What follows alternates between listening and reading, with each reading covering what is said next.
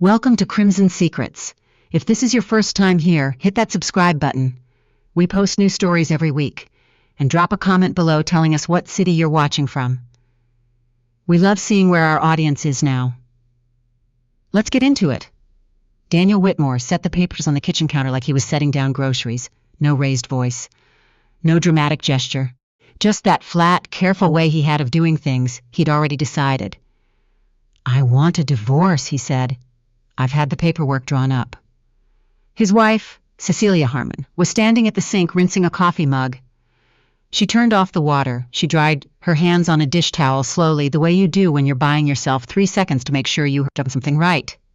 "You've already had it drawn up," she repeated. "My attorney filed this morning." She looked at him. He was looking at the counter, and in that moment, in the particular way he couldn't quite meet her eyes, she understood something she would spend a long time processing later. He hadn't come to have a conversation. He had come to deliver a verdict. What Daniel didn't know, standing in that kitchen on a Thursday morning in March, was that 40 minutes earlier, Cecilia had received a call from a private equity firm in Boston. They were moving forward with the acquisition. Her company, the one she had built in the early mornings before he woke up, in airport lounges while he slept in business class, in hotel rooms while he attended conferences, and she attended to everything else, was being acquired for $1.4 billion. She hadn't told him yet. She had been planning to tell him that evening, over dinner, with something nice open on the table. She had imagined how it would feel to say the words out loud to someone who knew her. She had been carrying the news alone for 6 days while the final terms were negotiated, and she had been so careful, so disciplined, and she had thought. She had genuinely believed that she and Daniel were still the kind of people who told each other things. She set the dish towel on the counter. "Okay," she said. That was all she said. "Before we go any further, if you've ever stayed quiet when you had every right to speak, you're going to understand Cecilia completely. Stay with us, Cecilia." Harmon grew up in Dayton, Ohio, the second of 3 daughters born to a high school chemistry teacher and a woman who ran a small alterations shop out of their garage. They weren't poor exactly, but money was a thing you noticed in that house. You noticed when there was enough, and you definitely noticed when there wasn't. She was not, by her own estimation, especially gifted. She was diligent. She got good grades because she sat with her homework until it was done, not because anything came easily. She went to Ohio State on a partial scholarship and a lot of student loans, studied biochemistry because she found it honest. Cells either worked or they didn't. Proteins either folded correctly or they caused disease. There was a rigor to it that she trusted, and then she went to graduate school at Northwestern because a professor told her she had an unusual mind for translational research, by which he meant she could look at a scientific problem and also see the commercial problem underneath it. She met Daniel Whitmore at a conference in Chicago in 2009. He was finishing his MBA at Kellogg. He was tall and sure of himself, in that low-key way that some men manage, where the confidence is quiet enough that it reads as substance rather than ego. He asked smart questions at the panel they were both attending. Afterward, he found her at the reception and said, "You looked like you disagreed with the last speaker." And she had, and they talked for 2 hours. They dated long distance for 1.5 years. He took a job in Chicago. She finished her doctorate and took a postdoc in Chicago, then a position at a biotech startup on the North Side. And they got an apartment together in Wicker Park, and then they got married in a small ceremony in 2013, just family and close friends, in a venue Daniel's mother had chosen because she had opinions about venues. His mother, Paulette Whitmore, had opinions about most things. She was a retired administrator from the Chicago public school system, a precise and formidable woman who wore her silver hair in a chignon and kept her house in Evanston the way some people keep their arguments. Everything in the right place, nothing out of order, nothing open to interpretation. She had liked Cecilia well enough at the beginning. Over time, as the beginning became the middle, and the middle began to stretch, she liked her less. "I don't think she respects what you've built," Paulette told Daniel once in Cecilia's presence, using the careful deniability of third person. They were at the Evanston house for Sunday dinner. Cecilia was passing the bread basket. "Mom," Daniel said, "I'm just saying, a woman who works the way she works isn't building something for the two of you. She's building something for herself." Cecilia set the bread basket down and looked at her plate. What Paulette didn't understand, or chose not to, was that Cecilia had always worked the way she worked. It wasn't something that had crept in after the wedding, like a stranger who moved into your house gradually. It was the thing that had been there from the beginning, the same quality Daniel had found compelling at that reception in Chicago.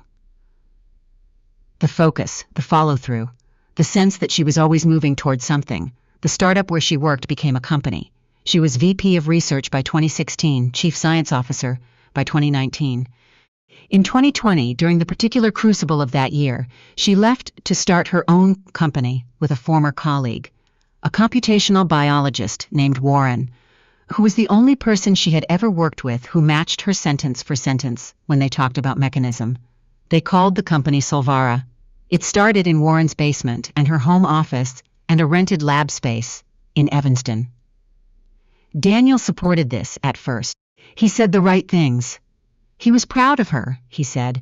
He believed in what she was building, and maybe he did. But there is a difference between believing in someone's work, in theory, and living alongside it in practice. And over the 2 years that followed, the gap between those two things widened in their house until it was something you could fall into. She was at the lab until 10-11 o'clock some nights. She took calls on weekends. She thought about problems in the middle of conversations, and sometimes, when you asked her a question, there was a half-second delay before she came back from wherever she was. Daniel started calling it the other world, first as a joke, then as a complaint. Then, just as a fact, he stated flatly, the way you state something you've stopped expecting to change. "You're in the other world again," he'd say, and she'd put down whatever she was working on and say she was sorry. She was here, she was listening.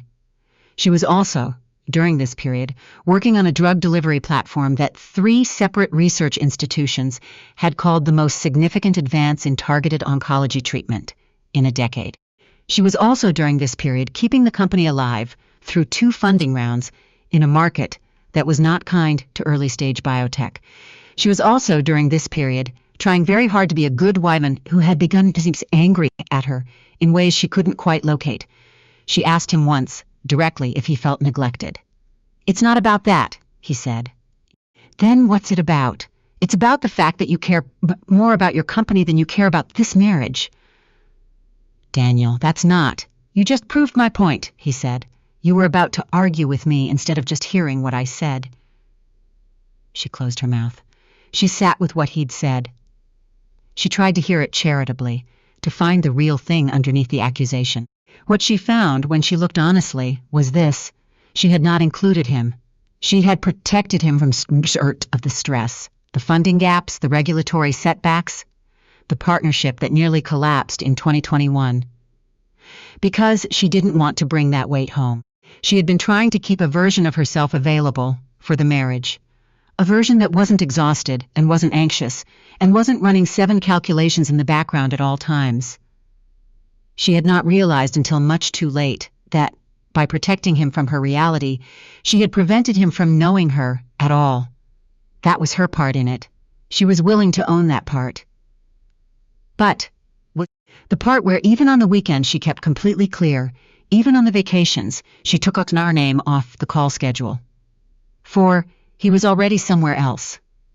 The part where she caught him texting at the dinner table with a particular kind of private attention that was different from normal texting. The part where she noticed, in the fall of 2022, started featuring a woman named Kendall. Kendall said this. Kendall thought that. Kendall had a really interesting perspective. Cecilia didn't ask. She told herself she was being paranoid. She told herself she was projecting the distance in their marriage onto something simpler and more fixable than what was actually wrong. She worked instead. It was what she knew how to do. By February of 2023, Solvara had a platform that worked, a dataset that was defensible, and a pipeline with 3 candidates in early trials. By February of 2023, she and Warren had fielded interest from 4 companies, and one of them, a private equity consortium operating through a firm called Meridian Capital, was serious. The conversations went through January. The new year, the terms took 6 weeks to finalize. Then, on March 9th, at 7:14 in the morning, Cecilia received confirmation that the deal had been approved. $1.4 billion. Her stake was 43%. She stood in the parking lot of her lab in the early March cold, in a coat she hadn't buttoned, and she breathed the cold air in and out until she stopped shaking. She thought, I need to call Warren, she thought. I need to call my mother, she thought. I need to tell Daniel. She went home at 8. He was still there. He was in the kitchen. And before she could say anything, he set the papers on the counter and told her his attorney had filed that morning. She signed the papers 3 days later. Her own attorney reviewed them, made one modification, and confirmed there was nothing exceptional in the terms.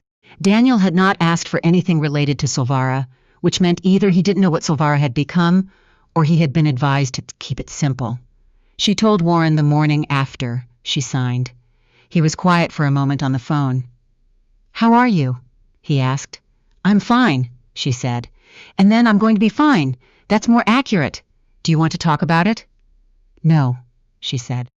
I want to talk about the site visit next Thursday. I want to make sure we're ready. He let it go. That was one of the things she valued about Warren. He understood that some people processed things by moving forward. She moved forward. The divorce became final in May. She moved into a 2-bedroom apartment in Lincoln Park, the kind of building with a doorman and very good windows.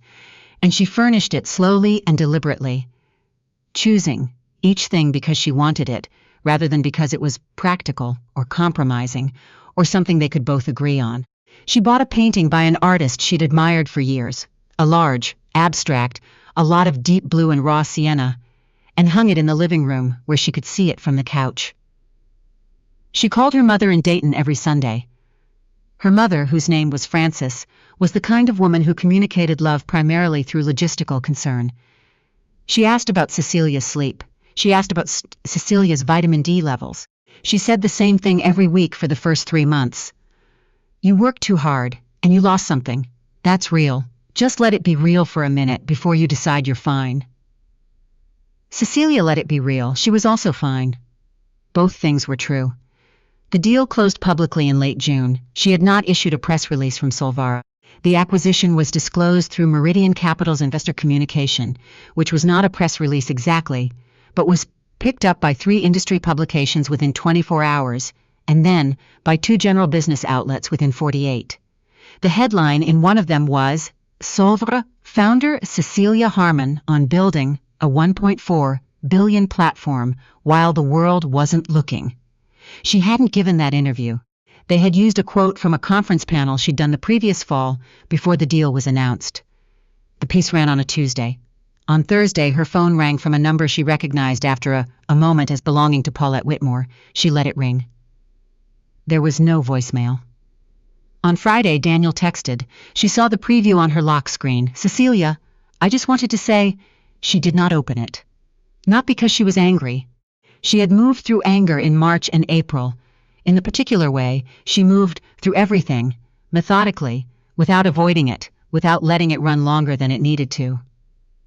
She was not carrying anger by June. What she was carrying was a simpler, clear-eyed understanding of what had happened and a complete lack of interest in reopening it. She had nothing to say to Daniel. She had nothing to say to Paulette. She had a company to transition, a board to work with, a role at Meridian to negotiate, a painting on her wall, a call with her mother on Sunday, and an appointment on Monday with the research team at Northwestern to discuss a collaboration she'd been wanting to pursue for 2 years and finally had the time and resources to do. She had things to do. She had always had things to do. That had never been the problem. She had just spent a long time doing them inside a house where the wrong person was watching. There is a thing that happens when a story like this becomes known. People who were not there feel the need to weigh in. They have opinions about who was wrong and in what proportion, about whether the wife should have communicated better or the husband should have waited longer, about whether the timing of the divorce was calculating or just coincidental, about what the right amount of ambition is for a woman, before it becomes a problem for the people around her. Cecilia did not read these opinions. She was aware they existed in the way you are aware of weather in a city you're not in.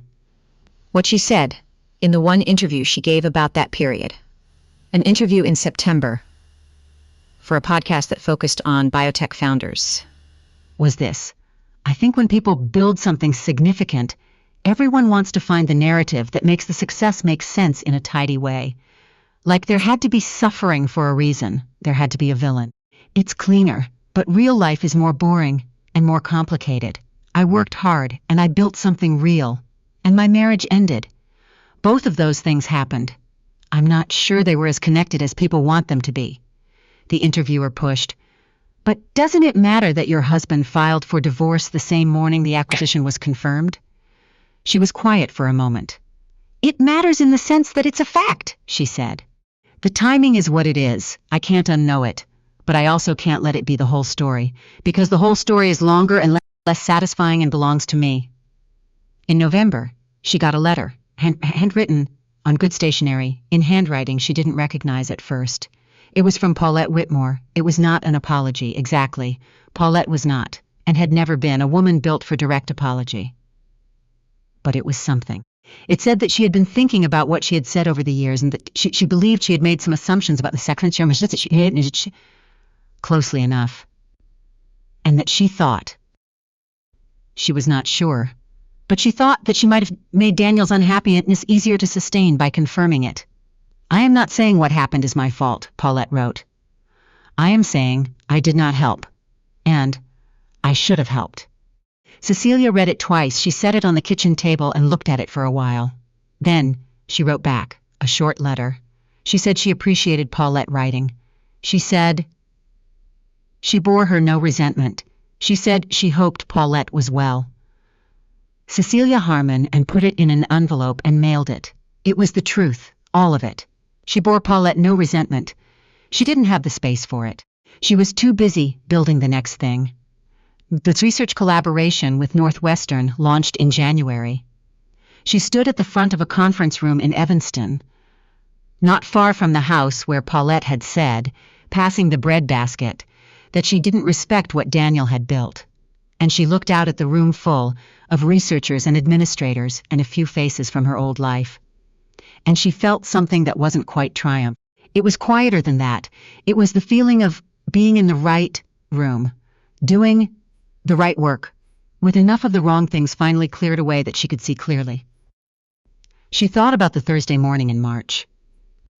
The papers on the counter, the particular angle of Daniel's chin as he looked somewhere that was not her face. She thought about the parking lot 40 minutes earlier, the cold air, the shaking that had stopped when she breathed. She thought, I knew, even then, which one of those things would last. The room around her came back into focus. Someone was asking a question. She answered it. She moved on. That was something she had always known how to do.